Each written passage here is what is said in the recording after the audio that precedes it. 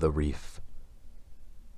The farthest place in our solar system, and the last place the light had touched when the traveler had lived, now remains home to the Awoken, a race of human-like people who had been touched by the cosmos.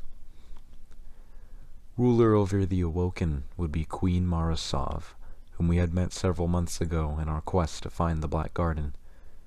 In return for her help to us, she had reminded us of the deal we had made, that when she found it necessary, she would call upon us again.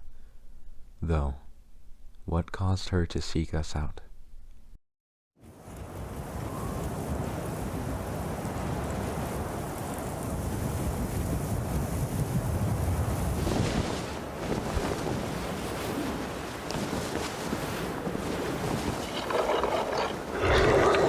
When the Fallen sought to destroy us,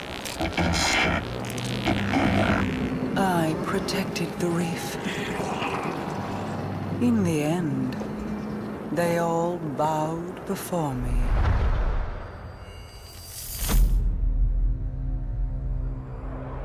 We showed them mercy and offered them a home amongst the Awoken.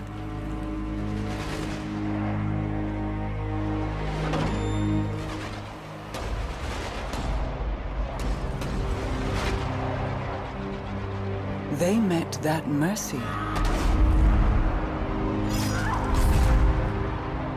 with betrayal.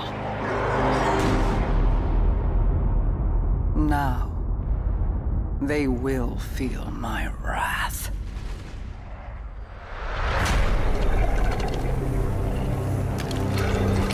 Open the Reef to the Guardians. Offer the riches of our realm as bounty for these traitors. Let the hunt begin.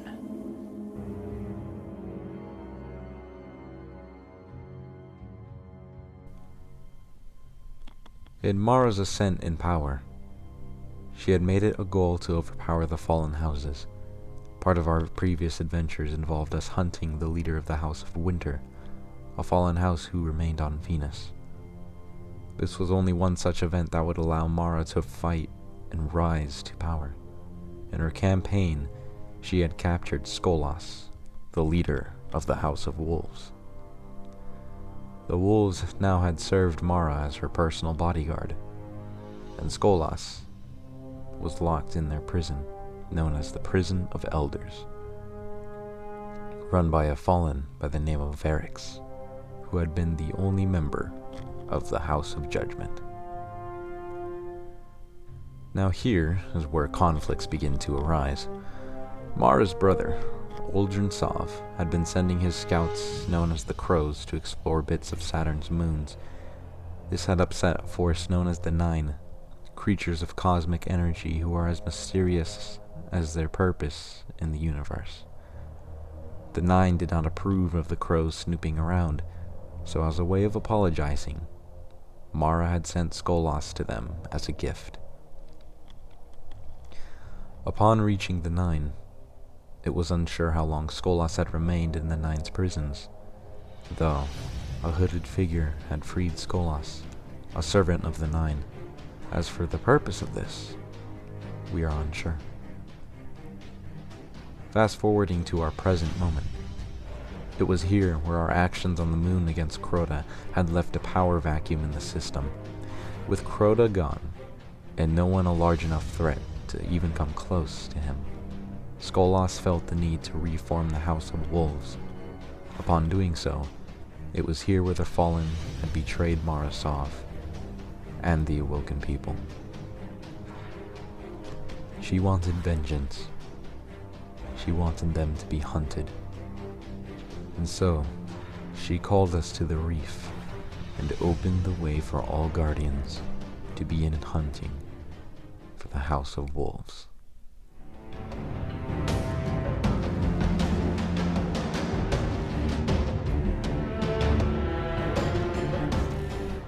As we began to investigate the whereabouts of the House of Wolves, we would be informed of Skolas' current plan by Petrovenge.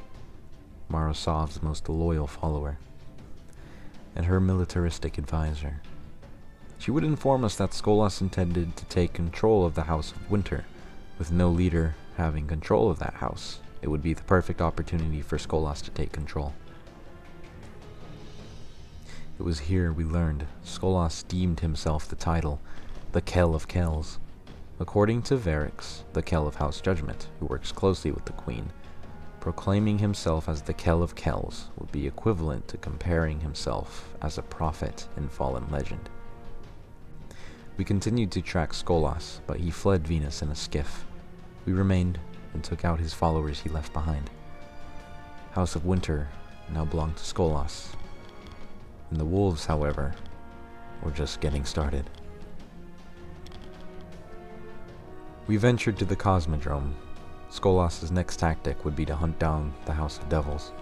He sent his assassins, known as the Silent Fang.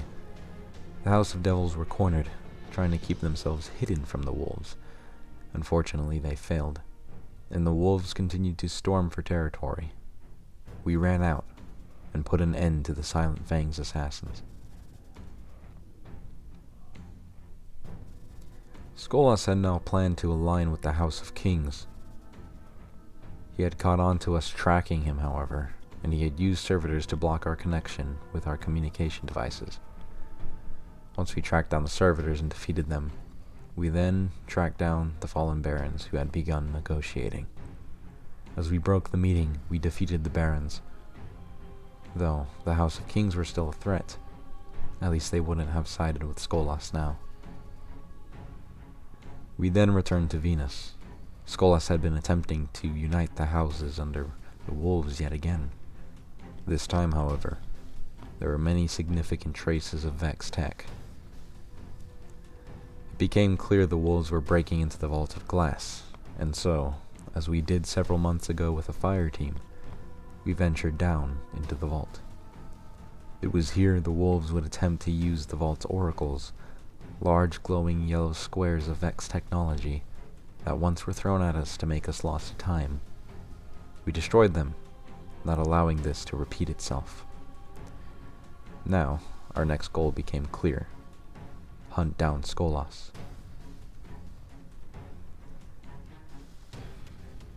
We came with the intention to kill Skolas, but the plans had changed, as informed Petra that she really wanted Skolas captured alive, perhaps to be able to speak to him personally.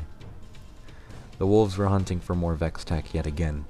The source of the signal was located atop of a spire. After fighting through the forces of Vex and Fallen, we teleported up to the spire. As we traversed the canyon, it became rather clear that Skolas was teleporting the wolves through time to his location using the Vex tech.